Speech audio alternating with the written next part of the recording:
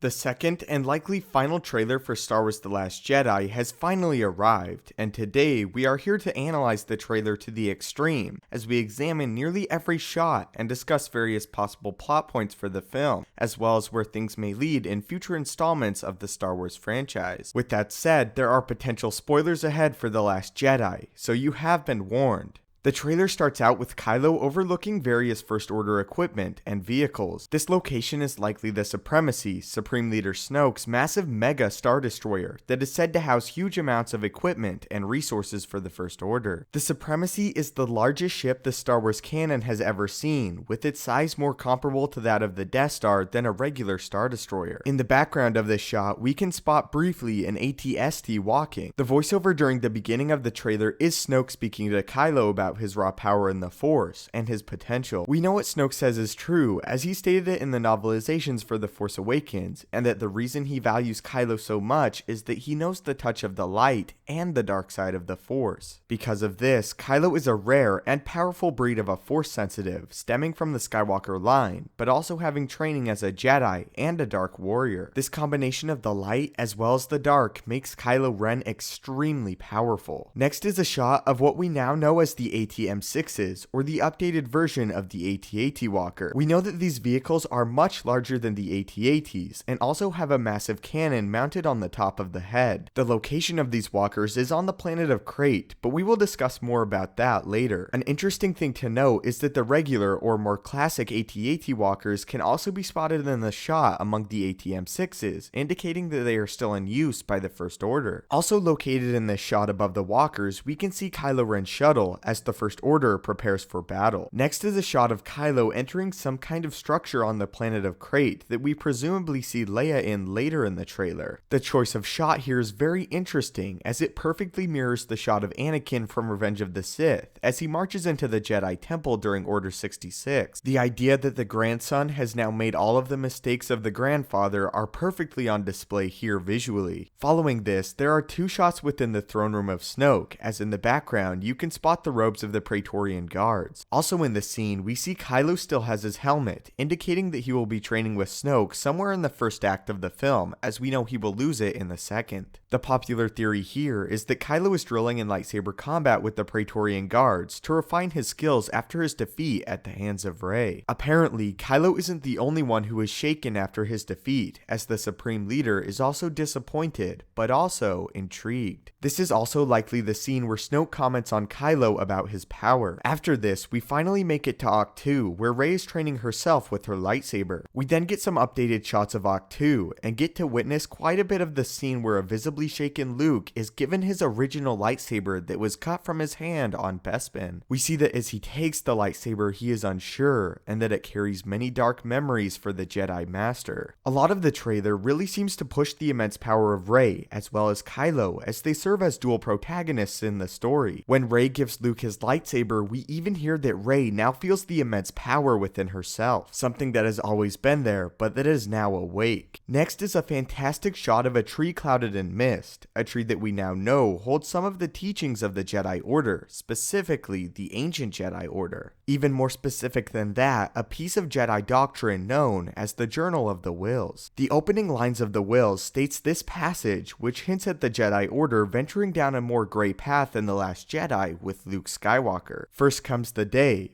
then comes the night. After the darkness shines through the light. The difference, they say, is only made right by resolving of gray through refined Jedi sight. Within the tree is also the location from the first trailer when Luke tells Rey that it is time for the Jedi to end. Following this is more lightsaber training with Rey and Luke, as well as a longer look at the scene where Luke tells Rey to reach out with the Force and see the light and the dark. We witness here that while meditating, Rey breaks the very ground beneath her, as it again shakes Luke with her immense strength in the Force. Luke tells Rey that he has only seen this raw strength only once before her, and that he was not scared of it then, but certainly is now. What this is likely referencing is Kylo and his betrayal of Luke's Jedi Order. With Kylo being so powerful, Luke placed all his hopes for the Jedi on the young boy, and he crushed everything that Luke had. Witnessing that Rey rivals the power of a Skywalker is highly impressive and intriguing as to her origin. After seeing what Kylo Ren was capable of greatly shook Luke, and he is hesitant to take on another protege of equal power, or perhaps even greater power in the Force, greater than a Skywalker. A while back, we did hear from the director of The Last Jedi that we will get to learn of Rey's parentage in the film, so the origin of her power will be revealed. Another theory concerning Rey, and Luke's comments to her about her strength in the Force, and how he has only felt it once before, could also hint to the raw power of the Emperor. Specifically, in Return of the Jedi, when the Emperor electrocuted Luke with Force lightning. This could go well with the theory that Rey is in fact a descendant of Palpatine. Also linked with this scene is Luke's mechanical hand bursting from rubble, the rubble of his Jedi Academy after Kylo and the Knights of Ren have destroyed it all. An interesting note about Kylo Ren is among the First Order he is known as the Jedi Killer, indicating he personally killed many of Luke's students. My theory is that Kylo believed initially that he even killed Luke himself, but that Luke somehow managed to survive the attack on the Jedi Temple. We then see Rey hanging from a cliff and looking at what is supposedly Luke. Just after this, we travel back to Kylo as he enters some sort of First Order room with his helmet still intact, but then smashes it against the wall with the quote, "Let the past die." Following, we get several great shots of Kylo piloting his TIE fighter against the Resistance as he shows off his skills of his father Han Solo. We know that this Resistance attack supposedly takes place during the first act of the film. This is Supreme Leader Snoke's great retaliation against the Resistance after the destruction of the Starkiller base. We see that Kylo is indeed very talented as he travels all the way to one of the Resistance's main ships with Leia on board. We can see the mental communication between Leia and Kylo as they both sense each other's presence. This scene greatly mirrors the end of Empire Strikes Back, where Luke and Vader communicate mentally after their duel. We also see that Kylo has some sort of bandage or stitches covering his face to heal it after his duel with Rey, as he contemplates whether or not he will kill his mother. As we see Leia later in the trailer, as well as know she was originally supposed to appear in Episode 9, Kylo does not pull the trigger and kill his mother. This again points to the theme of the trailer, that there is still some light within Kylo Ren. Following this is a shot of the Millennium Falcon flying through what could be a mine of some sort on Crait, with several TIE fighters in quick pursuit. We don't know much about Crait, but we do know that its resources are very valuable to both the First Order as well as the Resistance. We also know that Rey will be involved in this battle to some extent, and is likely the next place she goes after leaving Ahch-To. Many have speculated that the red crystals here could be lightsaber crystals, but this is inaccurate as kyber crystals are clear until someone imprints upon them.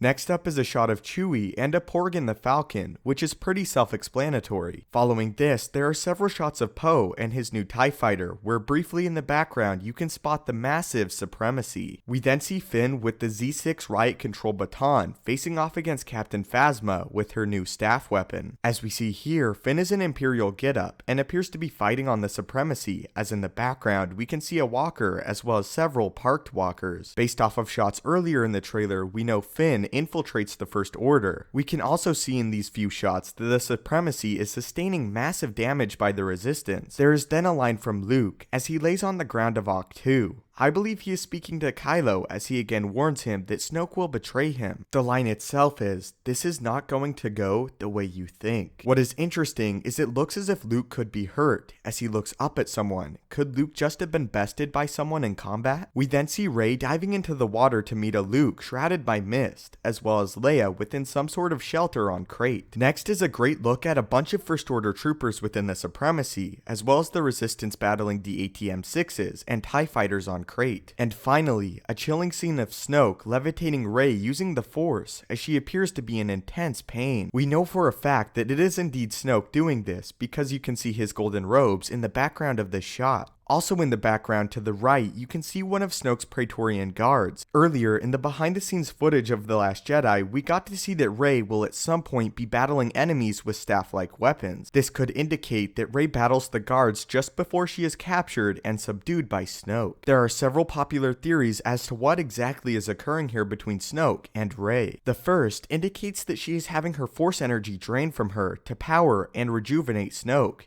and the other suggests that Snoke is attempting to turn Rey to the dark side through torture. We also see that Snoke is using a more advanced form of Force Freeze that we saw Kylo display in The Force Awakens, which indicates Snoke is the one who initially taught Kylo the ability. The difference here though is the subject appears to be in intense pain, as before Poe and Rey were not. And the last few shots are of Rey and Kylo in an unknown location, as Rey asks Kylo to show her her place in all of this. We then see Kylo extends his hand towards Rey. What is very compelling is Rey is wearing her outfit that she trains with Luke, and are not the Jedi robes she will use later on in the film. This means that this scene happens before the battle on Crait. We also know that this happens before Rey is captured by Snoke. In the background, we can see fire surrounds them both, which links up perfectly to the shot of Kylo from the first trailer where he is holding his lightsaber towards someone. Who this is unsure, but he could begin wanting to confront Rey, but later join with her. What this points to is Kylo's turn to the light side of the Force after some great discovery on his part, and a discovery that is powerful enough to have him turn his back on Snoke. So that is my full, very in-depth analysis of the new trailer for Star Wars: The Last Jedi. As always, I really want to hear all of your theories about the film, and be sure to stay subscribed to the channel for all updates and theories Star Wars: The Last Jedi. As a final question for the end of the video, what was your favorite moment in The Last Jedi trailer?